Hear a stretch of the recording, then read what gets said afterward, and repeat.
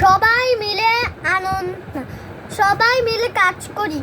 বহুদিন আগের কথা, মহানবী হযরত মুহাম্মদ সাল্লাল্লাহু আলাইহি ওয়াসাল্লাম তখন মদিনায় থাকতেন। তিনি একদিন খবর পেলেন শত্রুরা মদিনায় হামলা করবে। তিনি সবাইকে ডাকলেন, বললেন, শহরের চারপাশে পরীক্ষা খুঁজতে হবে। অনেকেই বললে, এই কাজে তো অনেক সময় লাগবে। মহানবী সাল্লাল্লাহু আলাইহি ওয়াসাল্লাম বলেন, সবাই মিলে কাজ করতে হবে। সবাই মিলে করলে কোনো কাজ কঠিন নেই। 10 জন করে দল গড়া হলো।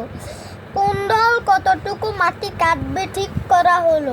তারপর শুরু হলো গেল মাটিতে কাটার কাজ। নবী সাল্লাল্লাহু আলাইহি সাল্লাম দেখলো একটি দলে 9 জন কাজ করছে। তিনি বললেন, আমিও তোমাদের সাথে কাজ করি, বলো। আমার মাথায় মাটির ঝুড়ি তুলে দাও। সবাই বলল, আপনি কেন এই কাজ করবেন? নবীজি সাল্লাল্লাহু আলাইহি ওয়াসাল্লাম বলেন, তোমার কাজ করবে আর আমি বসে থাকবো। তিনিও নিজের মাথায় মাটির ঝুড়ি তুলে নিলেন।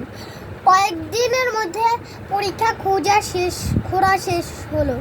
সবাই বুঝলো একসাথে করলে কাজটা সহজ হয়।